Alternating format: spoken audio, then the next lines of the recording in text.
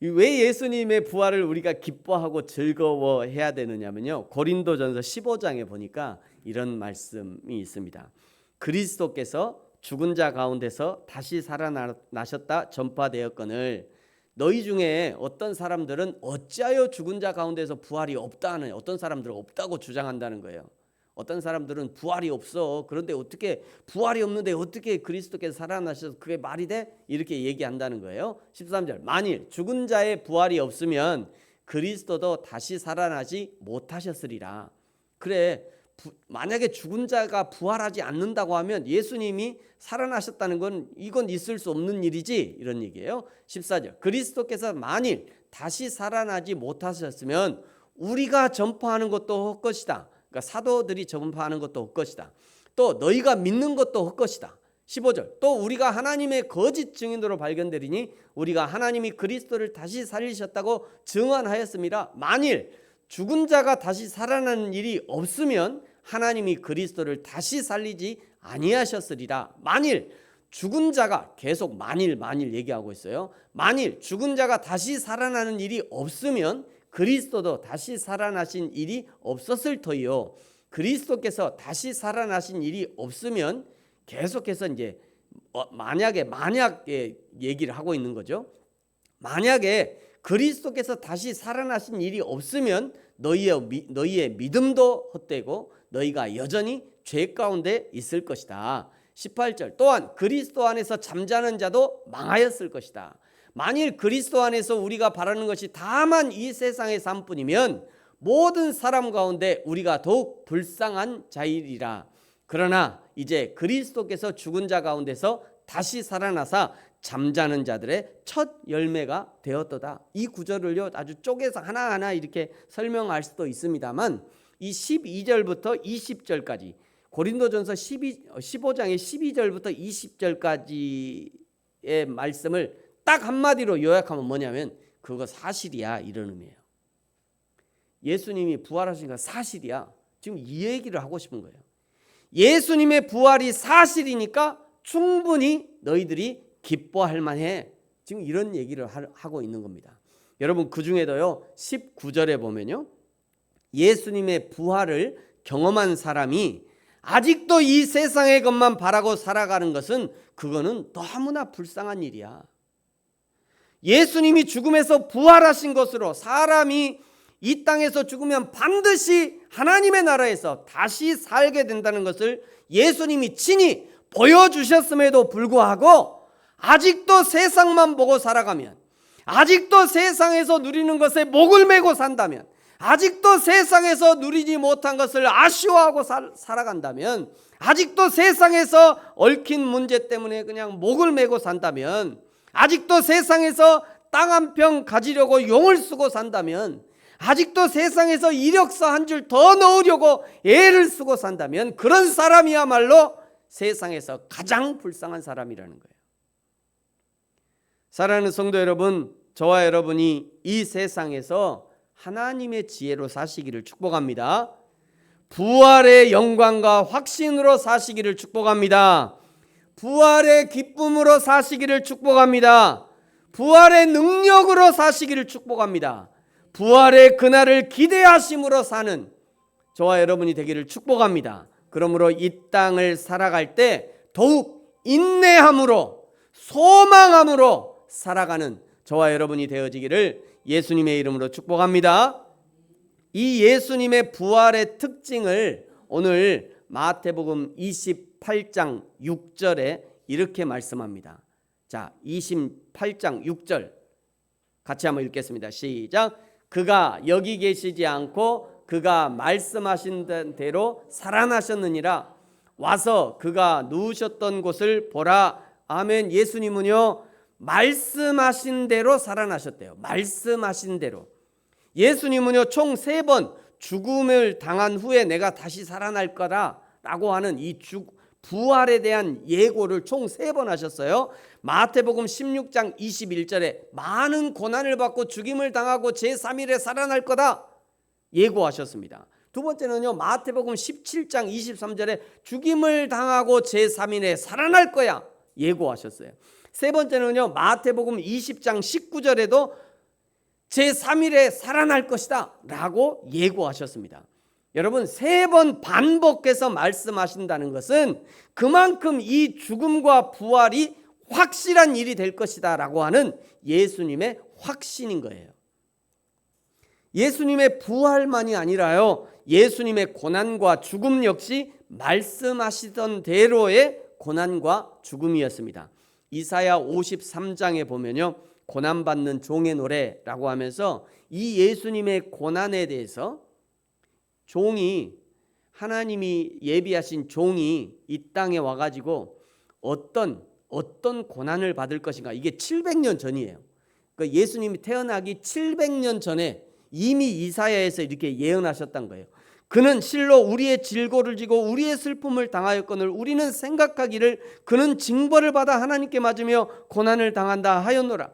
그가 찔림은 우리의 허물 때문이다. 그가 상함은 우리의 죄악 때문이다. 그가 징계를 받음으로 우리는 평화를 누리고 그가 채찍에 맞음으로 우리는 나음을 받았도다. 이사야 선지자가 예언한 이 말씀은요, 예수님의 삶을 통해서 그대로 성취되었어요. 예수님은 그 하나님의 말씀을 이루기 위해서 예수님의 모든 삶 가운데 순종의 삶을 결단하신 겁니다.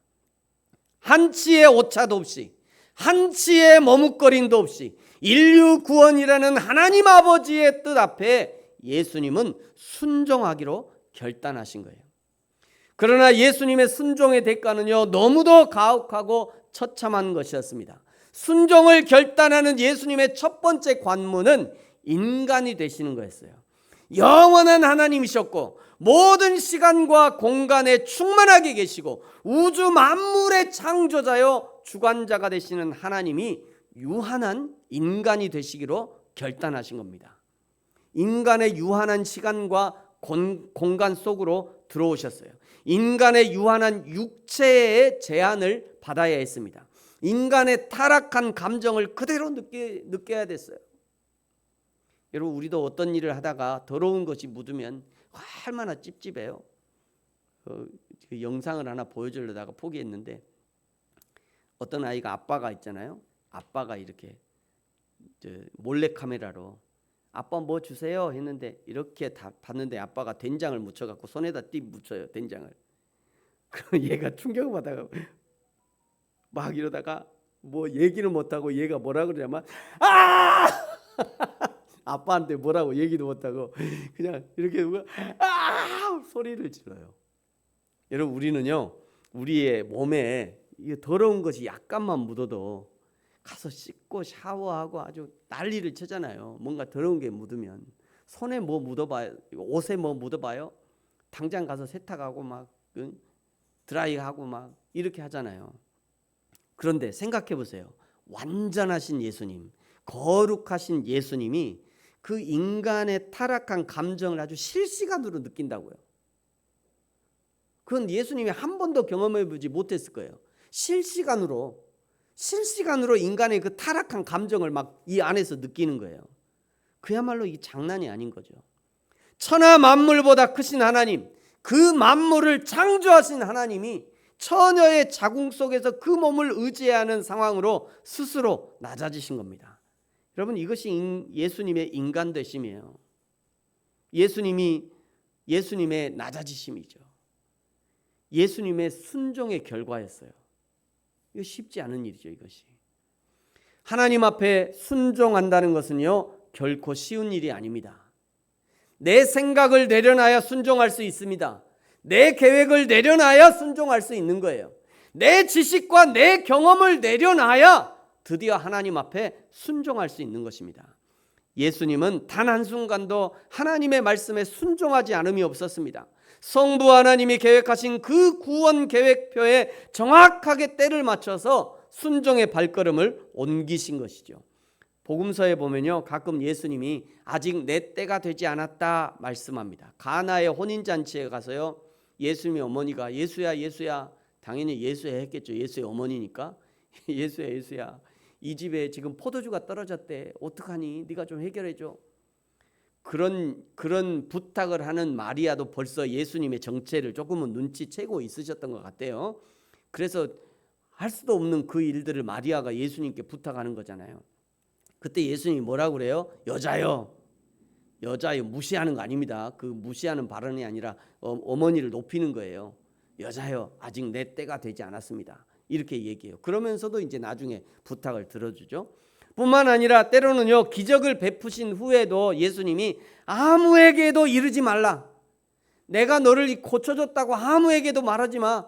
그냥 가서 제사장에게만 보여. 다른 데 소문내지 마.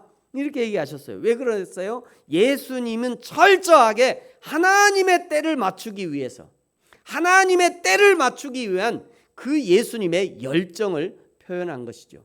이 하나님의 때를 맞추기 위해 예수님은 기도하셨습니다. 이 하나님의 때가 가까이 왔음을 직감하게 하셨기 때문에 예수님은 제자들을 부르시고요, 제자들을 훈련하셨습니다. 하나님의 때를 맞추기 위한 이 예수님의 열심은 부활하신 후에도 그대로 드러납니다. 오늘 본문에 보시면요, 제자들보다 앞서 갈릴리로 가십니다. 7절에 보니까요, 또 빨리 가서 그의 제자들에게 이르되 그가 죽은 자 가운데서 살아나셨고 너희에게 먼저 갈릴리로 가시나니 거기서 너희가 배우리라 하라. 보라 내가 너희에게 일렀느니라 하거늘. 부활을 목격한 막달라 마리아에게 네가 먼저 가라 얘기하는 거예요. 먼저 빨리 가라. 네가 열심히 달려가라. 예수님의 부활의 소식을 부지런히 달려가서 제자들에게 알려줘라. 예수님이 부활하셨다고 그 제자들에게 알려주라는 거예요. 그리고 8절에 보면요, 마리아가 다름질했대요. 마리아가 이 기쁜 소식을 갖고 마리아가 얼마나 빨리 달려갔든지 다름질해서 마리아가 간 겁니다. 그리고 다시 한번 형제들과 제자들에게 갈릴리에서 기다리니 거기서 만나자 당부하신 것이 10절이에요. 여러분 우리 10절 다시 한번 같이 읽겠습니다. 시작. 이에 예수께서 이르시되 무서워하지 말라. 가서 내 형제에게 갈릴리로 가라 하라. 거기서 나를 보리라 하시니라. 아멘. 예수님은 왜 갈릴리에 먼저 가셨는가? 왜 제자들을 갈릴리에서 만나자고 하셨는가? 먼저 대부분의 제자들은요 갈릴리 출신이에요. 대부분이 갈릴리 출신이고요. 그리고 예수님이 돌아가신 후에 대부분의 제자들이 자기 고향 갈릴리에 가가지고 뭐 하고 있어요? 물고기 잡고 있어요. 지금 다시 생업으로 돌아간 거죠. 3년 전에 예수님의 제자로 불림받았다가 예수님이 돌아가시고 나니까 내가 잘못했나 보다. 내가 아주 결단을 잘못했구만. 이렇게 생각하고 다들 그냥 물고기 잡으러 다시 간 거예요. 그 바닷가로. 뿐만 아니라 갈릴리가 고향이 아닌 제자들 역시 그 지역이 가장 모이기 쉬운 그런 지역이었을 거라 생각합니다. 뿐만 아니라요, 이것만이 아니라 갈릴리로 모으시는 것에는 다른 중요한 이유가 있어요. 갈릴리는요 예수님께서 처음 제자들을 부르신 장소이죠.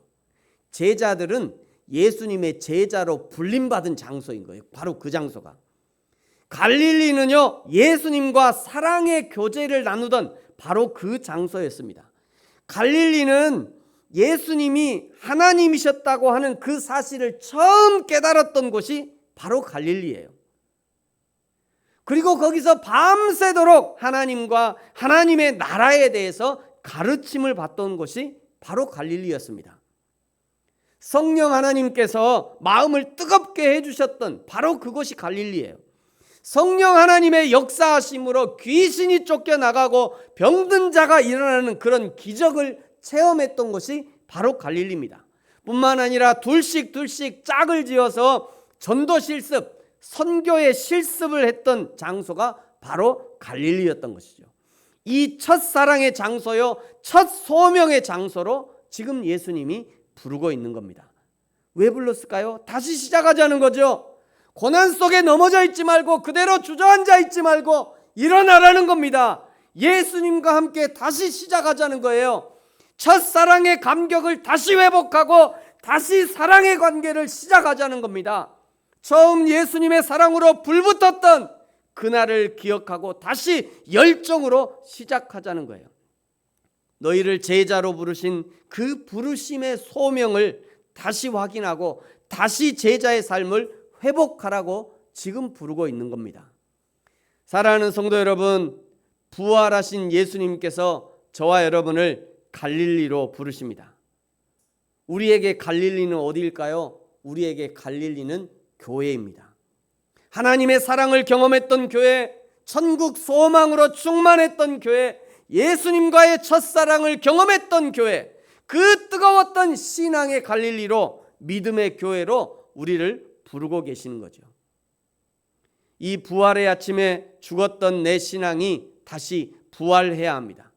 식어있던 내 열정이 예수님과 함께 부활해야 합니다. 쪼그라든 내 소명이 다시 예수님의 열정으로 부활해야 합니다. 포기하고 묻어두었던 하나님의 나라와 교회를 향한 헌신의 열정이 다시 한번 회복되어야 하는 거죠. 이제 그 낙심과 낭망의 자리에서 일어나시기 바랍니다.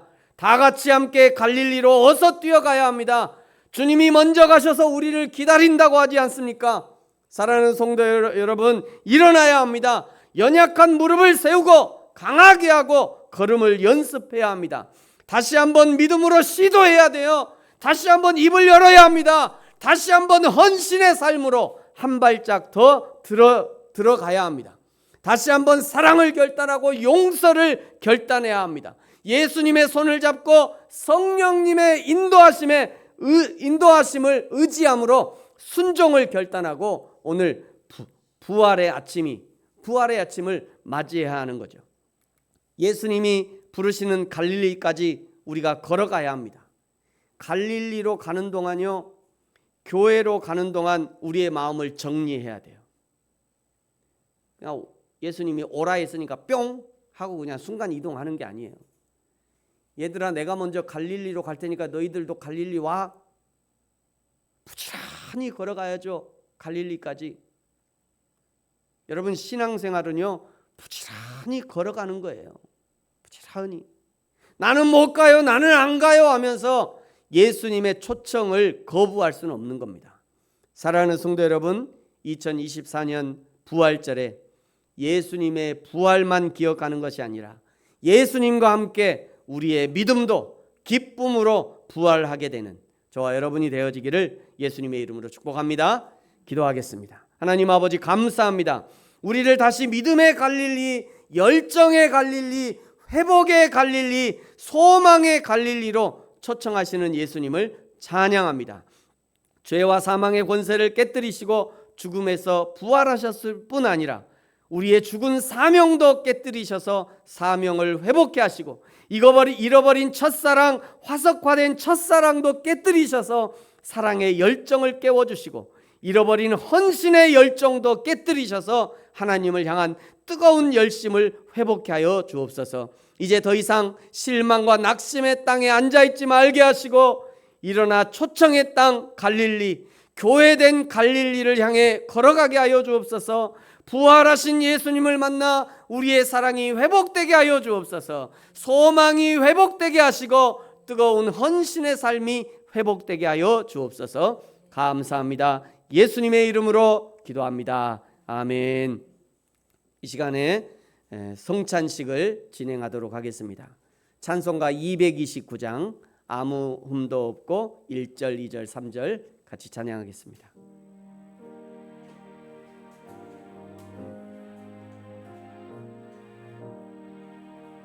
아무 흠도 없고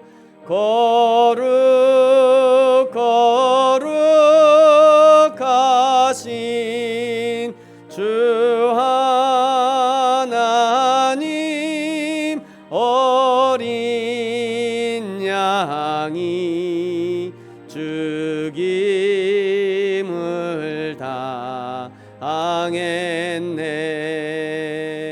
이는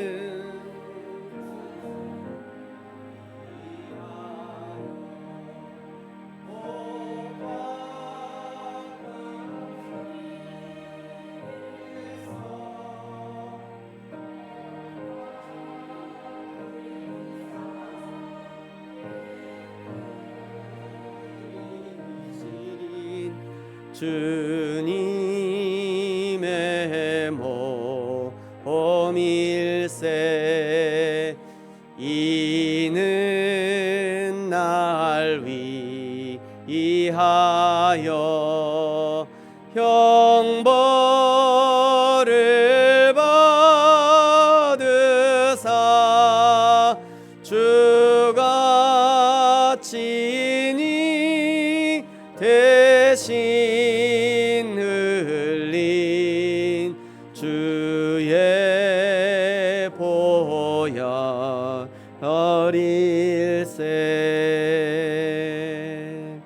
아멘. 우리 분배하실 분 두 분 앞으로 나오시고요.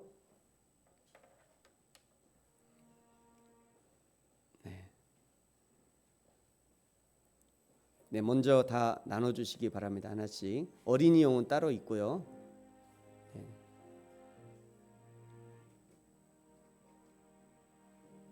우리 현진이가 지금 몇 살이죠? 현진이 몇 살이야? 13살? 그럼 14살 때 입교하고 그때 이제 포도주를 이렇게 먹을 수 있습니다. 오늘은 그냥 주스로, 어린이들은 주스로 준비했습니다. 네, 일단 아직 열지는 마시고요. 받아만 두십시오.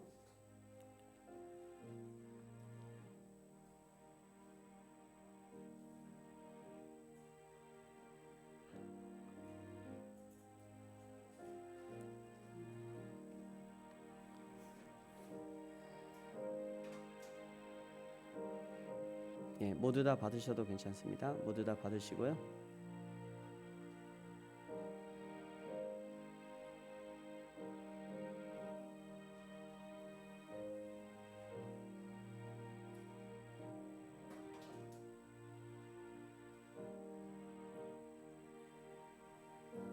네, 혹시 아직 안 받으신 분, 손으로 이렇게 표시해 주시면 다들, 여기 우리 박기순 집사님 자리에도 하나 놓으시고요. 다 되었습니까?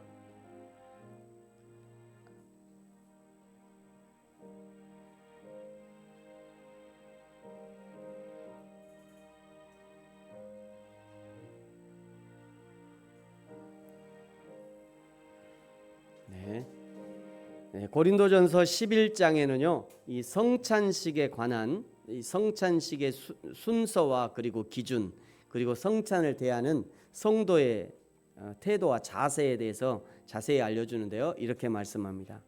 내가 너희에게 전한 것은 주께 받은 것이니 곧 주 예수께서 잡히시던 밤에 떡을 가지사 축사하시고 떼어 이르시되 이것은 너희를 위하는 내 몸이니 이것을 행하여 나를 기념하라 하시고 식후에 또한 그와 같이 잔을 가지시고 이르시되 이 잔은 내 피로 세운 새 언약이니 이것을 행하여 마실 때마다 나를 기념하라 하셨으니 너희가 이 떡을 먹으며 이 잔을 마실 때마다 주의 죽으심을 그가 오실 때까지 전하는 것이니라. 그러므로 누구든지 주의 떡이나 잔을 합당하지 않게 먹고 마시는 자는 주의 몸과 피에 대하여 죄를 짓는 것이니라. 사람이 자기를 살피고 그 후에야 이 떡을 먹고 이 잔을 마실지니 주의 몸을 분별하지 못하고 먹고 마시는 자는 자기의 죄를 먹고 마시는 것이니라.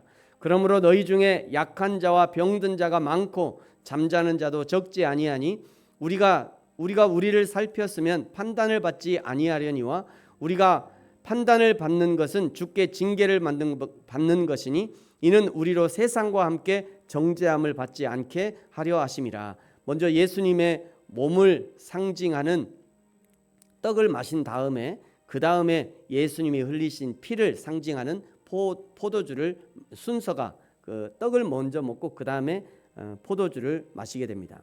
이때 주의해야 할 것은요, 합당하지 않게 먹고 마셔서는 안 된다는 것입니다.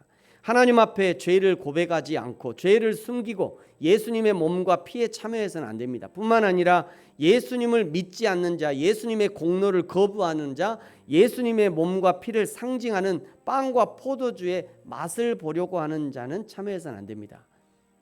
또 오늘 포도주가 맛있구만, 이래서는 안 돼요. 오늘 빵은 아주 사르르 잘 녹네, 이런 마음으로 성탄절에 이 성찬에 참여해서는 안 됩니다. 그래서요, 이 거룩한 성찬 예식이 아주 섬뜩한 경고가 여기 포함되어 있어요. 여러분 29절을 보세요. 주의 몸을 분별하지 못하고 먹고 마시는 자는 자기의 죄를 먹고 마시는 것이다. 그러므로 너희 중에 약한 자와 병든 자가 많고 잠자는 자도 적지 않다. 여기 잠자는 자는 그냥 수면 상태를 얘기하는 게 아니라 죽는 거를 얘기하는 거예요.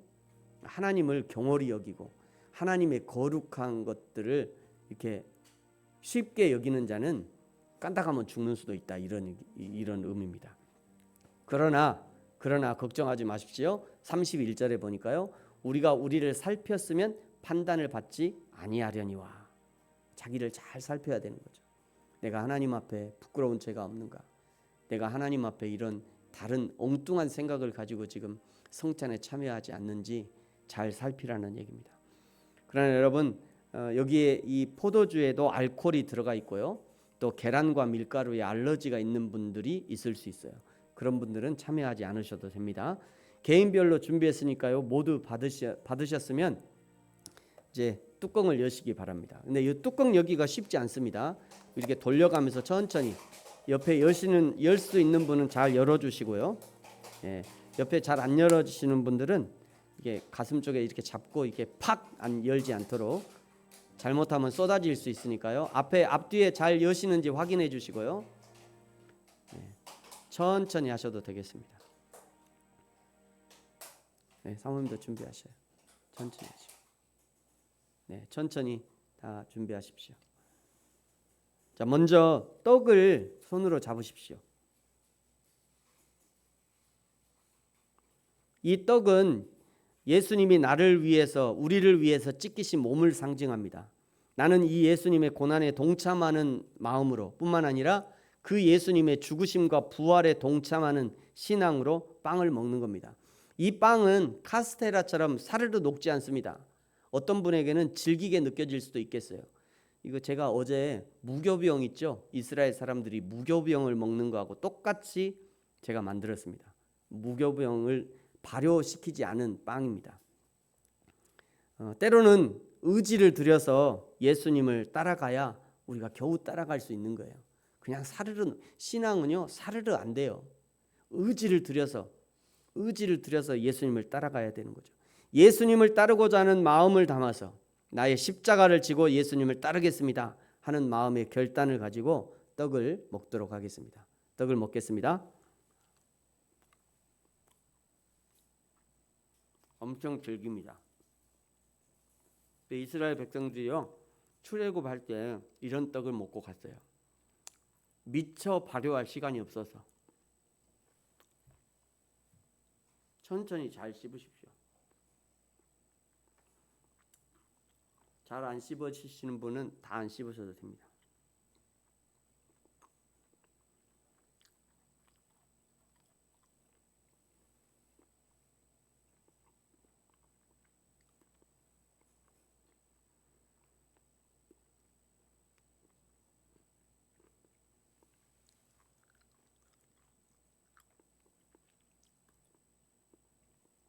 여러분 우리 신앙의 길은요 진짜 즐기네요. 이런 거예요. 우리가 의지를 들여서 꼭꼭 씹고 꼭꼭 내 마음 가운데 고백을 하고 돌아보고 예수님을 따르겠다고 하는 그 신앙의 길을 십자가의 길을 내가 가겠다고 하는 이런 의지와 결단을 가지고 예수님을 따라가지 않으면 결코 쉽게 가는 것이 아닙니다. 제가 지금까지 평생 이렇게 카스테라로 늘 성찬식에는 늘 카스테라로 했는데 늘 제 마음 가운데 아쉬움이 있더라고요. 야, 예수님의 그 무교병은 이런 카스테라가 아닌데 언젠가 내가 꼭 카스테라가 아니라 진짜 무교병을 한번 써봐야겠다 이런 생각을 했는데 어젯밤에 제가 만들었어요. 앞으로 이렇게 하려고요.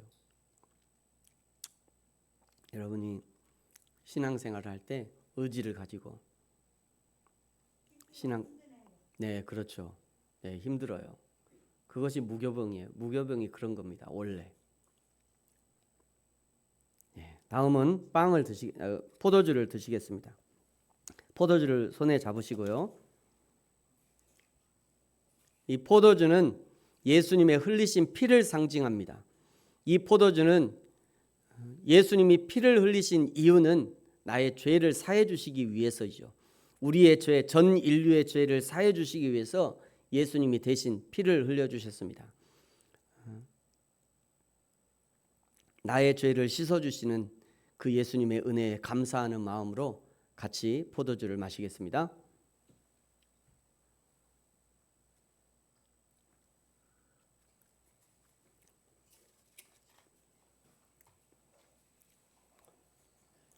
찬송가 229장 아무 흠도 없고 4절, 5절, 6절을 같이 찬양하겠습니다.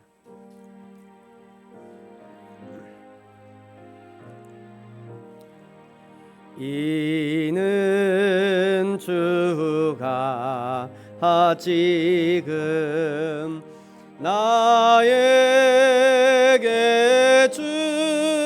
주시는 영생하는 양식이요 마시는 자 아닐세 심히 사모하는 떠나셨던 주님 속히 세상 다시 올 때 반가이 뵙겠네. 우리 그때까지 십자가를 지고 주의 자비함과 은혜 널리 전파하세. 기도하겠습니다. 하나님 아버지, 우리에게 성찬에 참여할 수 있는 영광과 믿음과 용기를 허락해 주셔서 감사합니다. 오늘 예수님의 몸을 먹고 예수님의 피를 마셨으니 주여 이제 예수님처럼 살게 하시고 예수님이 남겨두신 인생을 살아갈 때 늘 나를 위해 죽으시고 부활하신 예수 그리스도를 기억하며 살게 하시고 그 하나님의 영광을 드러내며 증거하며 살게 하여 주옵소서. 예수님의 생명을 우리에게 주심으로 우리를 살려주셨으니 이제 우리도 예수님의 생명으로 살아가게 하여 주옵소서. 감사합니다. 예수님의 이름으로 기도합니다. 아멘.